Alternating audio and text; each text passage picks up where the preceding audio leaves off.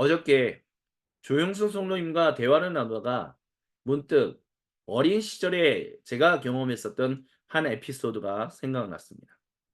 그 에피소드는 제가 중학교 2학년, 3학년 때부터였던 것 같습니다. 이제는 세월이 좀 흐르다 보니까 저도 정확하게 잘 기억이 나지 않네요. 목요 경배와 찬양을 갔었을 때 경험했던 일입니다.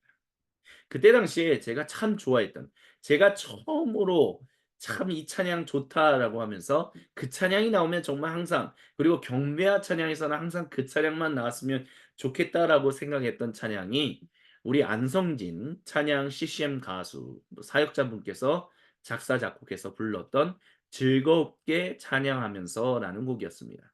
목요 경배와 찬양에서 그 찬양을 처음 듣고 참 멜로디가 제 마음에 개인적으로 참 많이 좋아했었고 즐거워했었습니다. 그래서 항상 '그런 찬양이 왔으면 좋겠다.'라는 생각을 했었어요. 근데 어느 날 제가 학교에서 이제 아마 고등학교 1 학년이었을 겁니다. 겨우겨우 그날 좀 학교에서 여러 가지 힘든 일이 있었던 걸로 기억납니다. 정확하게 무슨 일이 있었는지는 기억나지 않지만 힘들었었습니다. 그래서 겨우 경배와 찬양을 갔어요. 그러니까 목요 경배와 찬양에 가서 즐겁게 찬양하면서 '이 찬양 나왔으면 좋겠다.' 막 이런 마음으로 찬양을 하나님께 드리고 또 말씀을 듣고 이제 마지막 그 피날레 송이 또 있잖아요. 예전 말로는 뭐 셀러브레이션, 막 하나님께 뜨겁게 뛰면서 찬양합시다. 말씀을 듣고 결단했으면 자 뜨겁게 뛰면서 찬양합시다. 뭐 그런 찬양들을 했는데 끝까지 7 시부터 9 시까지 경배와 찬양을 하는데 끝나는 그 순간까지 즐겁게 찬양하면서라는 찬양을 하지 않더라고요. 근데 그날은 다른 날들과는 다르게 굉장히 제 마음속에서 화가 났던 것이 기억이 났었습니다. 그래서 화가 나 가지고 예배가 끝나고 막 집으로 걸어오는데 막 화가 나 가지고 막 씩씩거리면서 오는 거예요. "어떻게 즐겁게 찬양하면서를 하지도 않고 이런 식으로 하냐. 그 찬양이 없으니까 너무 찬양했던 모든 곡들이 막 말씀 들었고 막 예배 드렸던 모든 찬양 드렸던 것이 다 헛탕이고." 너무너무너무 화가 나는 거예요. 그 화를 주체하지 못했던 그런 때가, 그 에피소드가 갑자기 생각났습니다. 근데 제가 그것을 이제 극복하게 되었던 것이 이제 제가 군대 시절에 이제 제가 마음대로 마음이 원하면 언제든지 제가 시간만 들이면 예배를 드릴 수 있는 그런 환경이 아닌 곳에서 하루의 예배도 일요일에 있는 예배조차도 내가 만약에 근무에 들어간다면 누군가가 나를 배려해 주지 않는다면, 그래서 그 시간에 근무가 있는 거를 조정해 주지 않으면 결국 '예배 못 간다.'라는 것을 깨닫게 되면서부터 그 가장 원하면 언제든지 예배를 가던 상황에서 원해도 예배를 갈 수 없는 상황 가운데 처하게 되면서 그렇게 찬양이라는 것을, 내가 못 불렀던 찬양, 내가 하지 못했던 것들, 내가 간절히 바랐는데 그것이 잘 이루어졌지 않 이루어지 이 이루어지지 않았을 때 이제 했던 모든 것들이 아무것도 아닌 것처럼 이렇게 극복되는 그런 시간을 제가 군대에 있으면서 그런 시간을 보냈었습니다. 뭐 그런 그게 뭐 저라는 사람입니다. 저라는 사람이 삶의 어떤 상황에서는 치이다 보면 내가 정말 부르고 싶은 찬양이 있는데 부르지 않았을 때 찾아오는 허탈감과 분노. 근데 그것이 다른 경험을 함으로 말미암아 '아 이제는 내가 어느 상황에 있든 내가 그 찬양만을 가지고 내가 꼭 내가 좋아하는 찬양 그 하나만을 설정해서 그 찬양을 부르지 못했을 때 내 컨디션의 그 고저에 따라서 내 감정이 요동치게 놔두는 것이 아니라 내가 어느 상황이든 어떤 찬양을 부르든 '내가 그 찬양으로 주님만을 진실로 기뻐하며 찬양하겠습니다.' 라는 어떤 그런 삶의 전환이 이제 있었다라는, 그래서 그게 이제 대화를 나누면서 갑자기 드는 생각이었습니다. 근데 그게 오늘 주님께서 우리에게 주시는 히브리서 4장 11 절로부터 13 절의 그 말씀과도 연관된다라고 생각이 됩니다. 하나님의 말씀이 살아 있고 힘이 있어서 어떤 양날 칼보다 더 날카롭다라는 것이죠. 그래서 그 사람 속을 꿰뚫어서 혼과 영을 갈라내고 관절과 골수를 갈라 놓으면서 마음에 품은 생각과 의도를 밝혀낸다라는, 히브리서 저자가 여기서 말하는 뭐 옛날 성경에는 영과 혼과 몸 뭐 이렇게 얘기했었지만 여기 세 번역에서는 보다 더 분명하게 보다 더 구체적으로 혼과 영 두 가지만 가지고 이야기합니다. 사실 원문을 따진다면 혼과 영으로 얘기하지 영, 혼, 몸을 따로 얘기하고 있다라는 부분. 근데 이게 영, 혼, 몸 인간의 구성이 영, 혼, 몸이냐 영혼과 육체냐 히브리서 저는 그거에 대한 관심이 1도 없습니다. 그가 관심 갖는 것은 오직 단 하나예요. 하나님의 말씀이 사람 속에 들어갔을 때 그것이 그리스 사람들이 보통 얘기하던 사람은 영혼과 육체로 구성된다. 뭐 관절과 골수로 나는 그게 이루어졌다. 뭐 어떤 거든 간에 상관없이 하나님의 말씀이 그 사람 속에 들어간다면 그 사람에 있는 모든 것들을 드러나게 하시고 그 모든 것들을 극복하게 하신다라는 것이죠. 제가 아까 전에 말씀드렸던 것처럼 고등학교 때 내가 불렀던 찬양을 정말 하고 싶었어. 근데 제가 그것을 군대 시절로 가면서 이렇게 내가 왜 그때 당시에 찬양을 하지 못한다라고 해서 내 마음이 왜 그렇게까지 지옥과 같았을까? 어떤 지금 그때 그 지옥보다 더한 지옥이 지금 군대에서 내가 그렇게 보내고 있는데 그래서 그 단순히 지옥이기 때문에 그 지옥과 고난과 환란을 통해서 그 환란 때문에 제 마음을 깨뜨려 보고 제 마음을 다시 되짚어보는 일이 있었던 것이 아니라 하나님과의 관계에서 집중하다 보니 아니 그때보다 더 지옥 같은 상황이 있는데 나는 그때 왜 그랬을까? 그때 주님이 저에게 주시는 그 깊은 만남을 통해서 내 안에 있었던 그 품은 생각과 의도를 드러내셨다라는 것이죠. 근데 그 드러낸 것을 통해서 결국 무엇을 하길 원하시냐면 안식하기를 원하신다라는 거예요. 평안을 누리기를 원하신다는 거예요. 그게 사실은 4장 1절부터 12절에 나오는 이야기의 핵심입니다. 많은 성경의 이 4장 12절부터 13절을 이야기하시는 분들은 사람의 속이 어떠네, 사람이 어떻게 구성됐네 해가지고 꼭 4장 12절부터 13절에 영혼 몸이 되었네, 영혼과 육체네 이런 것들을 가지고 얘기하지만 4장 12절부터 13절에 히브리서 저자가 원래 얘기하고자 하는 이야기의 핵심은 그 모든 것들을 드러내는 이유는 하나님이 당신에게 결국 안식에 들어가게끔 하기 위함입니다라는 말을 하기 위해서 이 얘기를 하는 거예요. 그러니까 12절부터 13절만 딱 떼놓고 얘기하면 우리가 생각했을 때 인간의 구성, 뭐 영혼이 중요해 이러지만 히브리서 저자는 영혼 몸을 얘기하고 싶은 게 아니라 영혼과 육체를 얘기하고 싶은 게 아니에요. 히브리서 저자는 당신이 어떻게 하나님의 백성으로 그 안식을 누리면서 살아가게 될 것이냐. 그 일을 위하여 하나님이 당신 속에 들어가셔서 모든 것들을 드러내신다라고 얘기하신다는 것입니다. 그래서 히브리서 저자가 말하죠. 기록자라고 해야겠죠. 하나님 앞에는 아무런 창조물도 숨겨진 것이 없다라는 것입니다. 모든 것이 주님의 눈앞에서 벌거숭이 된 것처럼 드러나게 된다라는 것입니다. 근데 이 벌거숭이처럼 드러난다라는 것은 타락하기 이전의 아담과 하와를 생각하게끔 만들죠. 자기들이 벗었는데도 부끄러워하지 않았다라는 왜 그게 부끄러운 것인지를 몰랐기 때문이다. 그러니까 그것 자체가 그러니까 왜 그 선악을 알게 하는 나무의 열매를 먹고 난 뒤에는 내가 이것을 왜 옷을 벗으면 부끄러운 것인가? 네, 하나님은 다시 사람의 속에 들어가셔서 모든 것들이 부끄럽지 않은 평안을 누리게 번영하며 살아갈 수 있게 진실로 위로와 생명을 누리며 그 하나님과 함께 더불어 살아가게끔 하시기 위하여 하나님은 우리에게 오시고 우리는 그 오신 우리 주님 앞에서 그분 앞에서 우리의 모든 것을 드릴 수 있어야 한다라고 이야기한다라는 것입니다. 그래서 안식이라는 말, 그러니까 결국에는 쉬는 것. 근데 이 안식이라는 말 자체를 아까 전에 말씀드렸던 것처럼 여가라는 활동, 즉 노동과 분리되는 우리의 일과 우리의 일하는 삶과 분리되는 그래서 내가 뭔가 취미 활동하고 여행을 가고 맛있는 것을 먹고 이런 삶에서 조금 누릴 수 있는 좀 그 위로 이런 식으로 생각하게 되면 본문에서 하고자 히브리서 기록자가 말하고자 하는 그 안식을 정확하게 이해할 수 없다라고 얘기할 수 있을 것입니다. 왜냐하면 본문에서 히브리서 기록자는 분명하게 얘기하고 있기 때문입니다. 5절에 주님께서 그들은 결코 내 안식에 들어오지 못할 것이다 라고 하면서, 그러니까 하나님의 백성에게는 안식하는 일이 남아 있다고 하는데, 그 말은 다른 말로 한다면 무엇이냐 하면 그 안식에 들어가야 한다라는.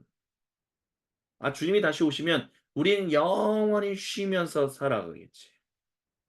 근데 우리가 인간으로서 한번 생각해 보십시오. 정말 내가 아무것도 안 하고 평생 쉬고 또 쉬고 여가 활동, 레저 활동하면서 내가 하고 싶은 것만 막 하면서 살면 정말 인생이 즐거울 것인가? 인생이 행복할 것인가? 인생이 좋을 것인가라고 했었을 때, 글쎄요. 그만큼의 부자가 된 사람들이 사실 많지 않으니까. 저도 그 정도로 부자는 아니죠. 그러니까 저도 들은 얘기를 그냥 전하는 것뿐입니다. 근데 참 많은 돈을 번 사람이, 그래서 평생 쓰고도 남을 돈을 번 사람들이 하는 얘기를 빌려서 이야기를 한다면, 내가 아무리 평생 내가 하고 싶은 레저 활동만 하면서 한다고, 내가 하고 싶은 것만 하며 살아간다 해서 삶이 재미있다? 삶이 즐겁다? 삶이 평화롭다? 그렇게 말할 수 없다라고 많은 사람들이 얘기한다는 것입니다. 한번 생각해 보죠. 우리 테슬라라는 전기차 회사가 있습니다. 그 회사는 이제 그 창업했던 창업주는 일론 머스크라는 사람이죠. 그 일론 머스크라는 사람이 참 별의별 일들을 해요. 그래서 뭐 테슬라라는 전기 자동차도 만들고, 스페이스 X 프로젝트라고 해서 사람들을 화성으로 이주시키겠다 뭐 이런 우주 뭐 이런 민간 차원에서의 우주 활동도 하고요. 근데 그런 사람이 이제는 정치와 관련한 여러 가지 일들에도 참여하고 있습니다. 근데 생각해 보십시오. 우리가 보통 정치라고 생각했을 때 우리가 딱 드는 게 뭡니까? 잘하면 본전이요, 잘못하면 욕을 한 바가지로 먹는 게 정치 아닙니까? 정치라는 게요, 얼마나 사람 욕을 먹고 사는 거예요. 그게 평안할까요? 사명이 있기 때문에. 내가 뭔가 그래도 누리는 게 있으니까 나는 정치를 할 거야. 근데 자기가 받는 것보다 더한 심한 사람들의 비난과 사람들의 그런 것들을 듣는 데가 정치예요. 그래서 우리가 보통 그런 얘기 하잖아요. 딴 데는 가더라도 다른 데서 일하더라도 정치만큼은 하지 말라.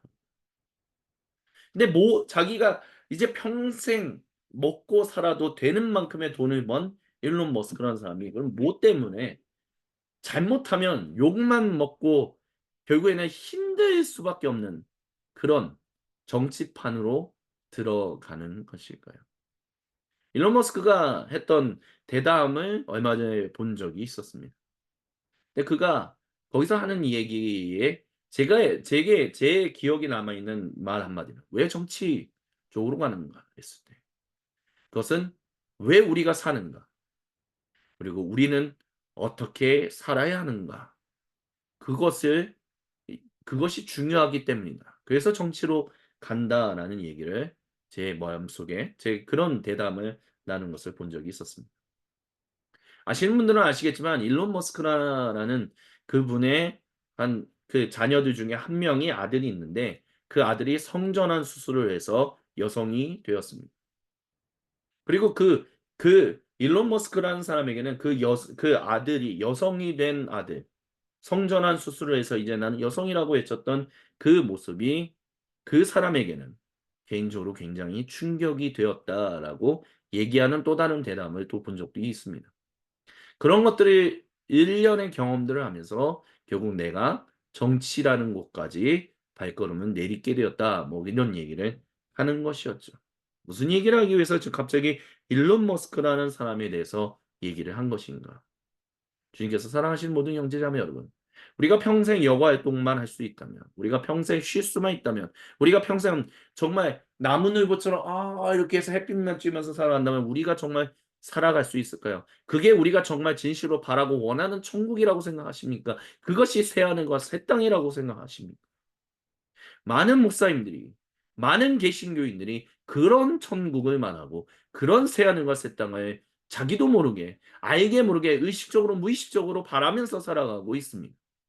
하지만 주님은 그런 땅을 그런 평생 너희가 먹고 마시고 누리며 살아도 불피 하나 먹고 계속 즐거운 그곳에서 너희가 살아가게 될 것이다라고 약속하신 적이 단 한 번도 없습니다. 그것은 우리가 바라는 주님이 말씀하신 새 하늘과 새 땅이 아니라는 것이죠. 그렇기 때문에 히브리서 저자의 이 안식에 들어간다는 말을 그런 식으로 연관해서 한다면 그 말은 이 안식에 들어간다는 말을 전혀 잘못 이해하고 있다는 것을 기억해야만 한다는 것입니다. 무엇보다 주님께서 히브리서 기록자를 통해서 먼저 얘기하는 이 기쁜 소식, 안식에 들어가는 기쁜 소식을 먼저 된 백성, 즉 주님의 백성으로서 부르고자 하시는 고대 이스라엘 백성의 후손인 유대인들에게 먼저 주었다라고 하는데 그들이 그 말씀을 귀담아 듣지 않았기 때문에 그들의 마음이 완고하여 그들이 귀담아 듣지 않았기 때문에 그 안식에 그래서 3 절에 내가 진노하여 맹세한 것과 같이 그들은 결코 내 안식에 들어오지 못할 것이다. 그대로 이루어졌다라고 히브리서 기록자는 말합니다. 하지만 아직 안식에 들어갈 수 있는 그것이 우리에게는 주어져 있으니 우리는 주님이 우리에게 기회를 주시는 이때 우리는 그 안식에 참여할 수 있어야 한다라고 히브리서 기록자는 말합니다. 그러면 그게 무엇이냐? 주님의 백성이 되는 것을 말하는 것이죠. 주님의 청지기로서 살아가게 되는 것에 대해서 말하는 것입니다. 주님이 원래 창조하셨던 그 창조주의 형상을 따라 살아가는 삶에 대해서 말하는 것이 바로 안식에 들어가는 것을 말한다라는 것입니다. 그것은 일하고 쉬는 삶. 특별히 여기서 뭐라고 얘기하셨습니까? 오늘 너희가 그의 음성을 듣거든 너희 마음을 완고하게 하지 말아라. 하나님께서 하나님의 백성에게 안식하는 일을 남겨 놓으셨다. 그래서 그 안식에 들어가는 것은 하나님이 자기 일을 마치고 쉬신 것 같이 즉 7일이라는 일주일이라는 삶의 사이클을 만들어 놓으신 것과 같이 우리도 그 사이클을 따라 우리가 일하면서 쉬는 것이다라고 히브리서 기록자는 10절을 통해서 얘기한다는 것입니다. 그래서 히브리서 기록자는 주님의 모든 백성들에게 우리는 이 안식에 들어가기를 힘쓰자라고 말하고 있다라는 것입니다. 오늘이라는 어떤 날을 정하셨다는 매일매일이 오늘이다라는 거죠. 그래서 우리가 보통 많은 목사님들이 얘기하죠. 우리는 크로노스라는 시간에 하나님이 주님이 찾아오시는 카이로스의 매일을 살아간다. 우리에게 있어서는 크로노스가 중요한 것이 아니라 과거로부터 현재 미래로부터 흘러가는 그 시간의 흐름이 중요한 것이 아니라 매일매일 우리에게 찾아오시는 또는 우리에게 침투해 들어오시는 그 주님의 카이로스 그 시간이 중요하다라고 이야기들을 많이 합니다. 그것을 히브리서 기록자의 말로 바꿔서 말한다면 매일이 오늘이다라는 것입니다. 그 매일이 오늘이다라는 것. 이 오늘의 삶에 우리는 무엇을 해야 하느냐? 오늘은 즐거운 날이요. 오늘은 존귀한 날이다. 세 번째 이사야 예언자를 통하여 성전과 성벽을 보수하고 회복하고 다시 재건축한 그 초창 유대인들에게 너희가 이제는 성전과 성벽을 보수하고 또한 개축했으니 이제 너희는 주님의 백성답게 매일을 즐겁고 존귀하게 살아라. 주님이 너희에게 삶의 사이클을 일하고 쉬는 그 삶의 사이클을 주신 것처럼 너희는 그런 삶을 살아라. 그것이 하나님 백성답게 사는 것이다. 그것을 히브리서 기록자는 그대로 가지고 와서 우리가 그것이 안식에 들어가는 것이다라고 이야기하고 있다라는 것입니다. 그게 복음의 기쁜 소식이다라는 그게 그들이나 우리나 2절에서 기쁜 소식을 들었다라고 말합니다. 들은 그 말씀이 지금 고대 유대인들에게는 유익하진 않지만 우리에게는 유익한 것이니 우리 그 말씀에 유익을 받아서 살아갑시다. 그 일을 위하여 주님의 말씀이 우리의 속 안으로 들어오셔서 모든 것을 다 드러내게 하시니 드러내게 하신 모든 것을 가지고 주님께 나아가 주님께 드리자라고 히브리서 기록자는 말하고 있다라는 것입니다. 그러니까 결국 결론적으로 말한다면 안식이라는 것은 아까 전에 말씀하셨던 것처럼 주님께서 저를 통해서 저와 여러분 우리에게 말씀하시는 것처럼 여가를 말하는 것이 아닙니다. 레이저 활동을 말하는 것이 아니다는 것입니다. 매일의 삶이 복된 날이다라는 것을 증언하면서 살아가는 것. 일하고 쉬는 것이 잘 조화되어 있고 통합되어 있는 삶. 근데 그것이 만약에 내 안에서 깨어진다면 서두에 제가 잠시 제 어렸을 때의 그 경험을 말씀드렸던 것처럼 깨어지는 경우가 있잖아요. 그러면 왜 깨어지는지를 주님이 드러내게 하신다는 거예요. 그냥 봐야 한다는 거죠. 그 주님이 다 헤쳐 놓으셨으면 우리가 주목해야 한다는 거예요. 주목해서 '내가 왜 그런가?' 제가 군대 시절에 제가 고등학교에 있었을 때 그 찬양을 내가 하고 싶었던 찬양을 안 함으로 인해서 화가 나서 그 시간이 저주하는 시간이다라고 외쳤던 그것이 그게 내가 잘못된 것이었네. 그럼 난 왜 그랬을까? 내가 이것보다 더 심한 것이 있다라는 것을 내가 몰랐구나. 내가 마음껏 찬양하고 싶어도 마음껏 예배하고 싶어도 마음껏 예배할 수 없는 날이 있다는 것을 내가 그때 몰랐구나. 배가 불렀었구나. 그래서 내가 그때 그런 행동을 했구나. 주여 이제는 내가 항상 배고픈 사람으로 살겠습니다. 내 삶의 순간마다 모든 예배에 모든 찬양이 나오더라도 난 그 찬양을 가지고 하나님 나는 그 찬양을 붙들고 하나님을 찬양하고 기뻐하고 경배하는 일에 그 일로 인하여 내가 예배에 집중하지 못하고 방해받고 내 마음이 지옥에 빠지는 그런 어리석은 일에 안타까운 일에 이제 더 이상 내 영혼이 빠지지 않게 하겠습니다. 주님이 드러내신 그 내 속에 내가 들어가서 주님께 드림으로 회복의 시간들을 훈련의 시간들을 보냈다라는 것입니다. 그래서 우리의 모든 삶이 일하고 쉬는 그것이 잘 돌아가는 삶, 존귀하다라고 하나님께 경배하며 살아가는 것, 복되다라고 외치며 살아가는 것. 근데 그것이 결국에는 어디까지 흘러가게 되느냐? 이 땅, 하나님의 창조 세계. 이 땅이라는 것은 단순히 지구만을 얘기하는 것은 아닙니다. 왜냐하면 하나님이 땅을 창조하셨다 한 다음에 분명하게 해, 달, 별들을 창조하셨다라고 하죠. 그래서 성경의 세계관에서는 땅이라는 말은 반드시 해, 달, 즉 우주를 포함하는 모든 것입니다. 그러니까 땅이라는 것 자체가 우리는 이제 굉장히 오랜 세월 동안 이 지구라는 것에 초점을 맞추고 살았기 때문에 지구만 가지고 얘기하는 것이다라고 생각하지만 사실 그렇지 않다는 거. 우주도 포함된다라는 것을 기억해야 합니다. 물론 그것이 어떠한 형태로 발전하면서 나아가게 될지에 대해서는 잘 모릅니다. 그건 모르죠. 근데 어떤 사람들은 아까 전에 일론 머스크에 대해서 잠깐 얘기한 것처럼 '아니 왜 우리가 꼭 지구 중심의 삶에만 초점을 맞춰야 하는가? 다른 곳에 또 개척해서 살 수 있는 건 아닌가?'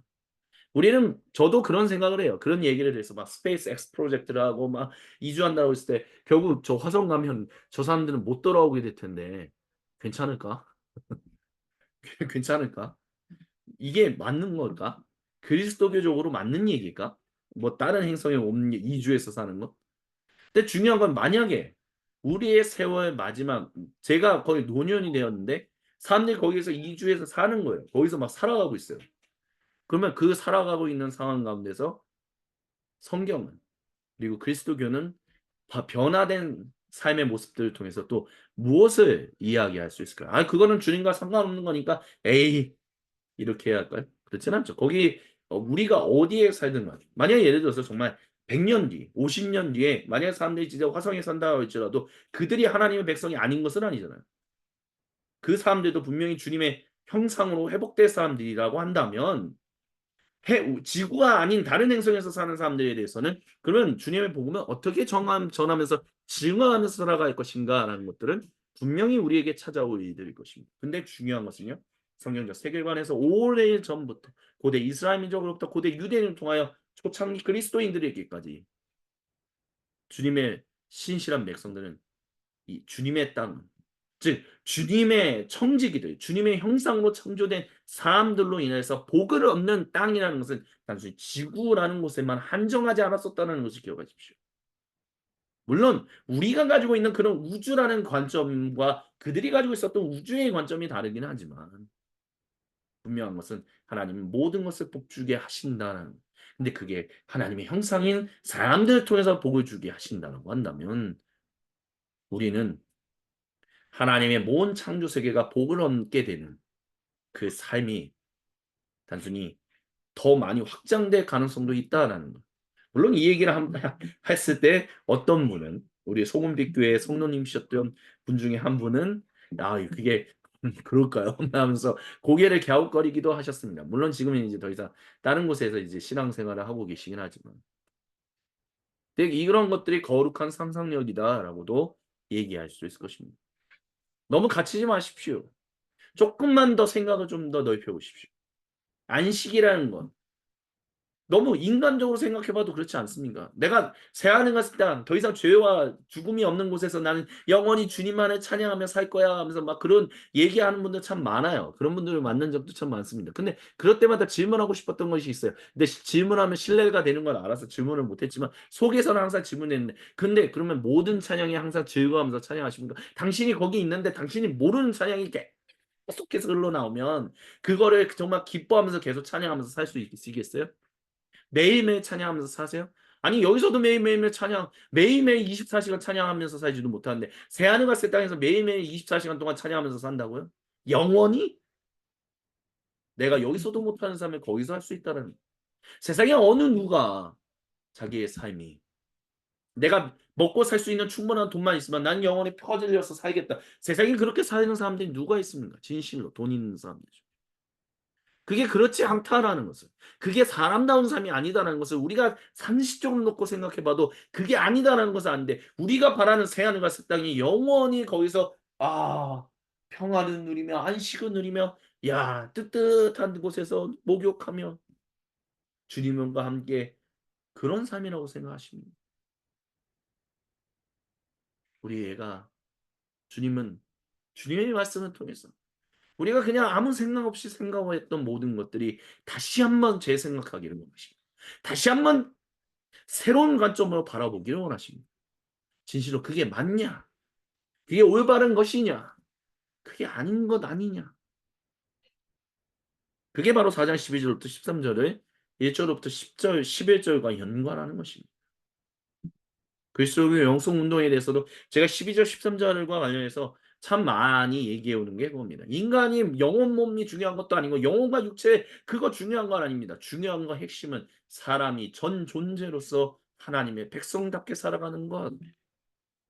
근데 그리스도교 영성 운동은 우리나라에 있는 그리스도교 영성 운동은 어떻게 하면 기도를 잘할 수 있을까? 어떻게 하면 상담을 받아서 뭐와 마음이 건강해질까? 어떻게 하면 어떻게 할까? 이런 것들에 너무 많이 초점이 맞춰져 있다는 것이죠.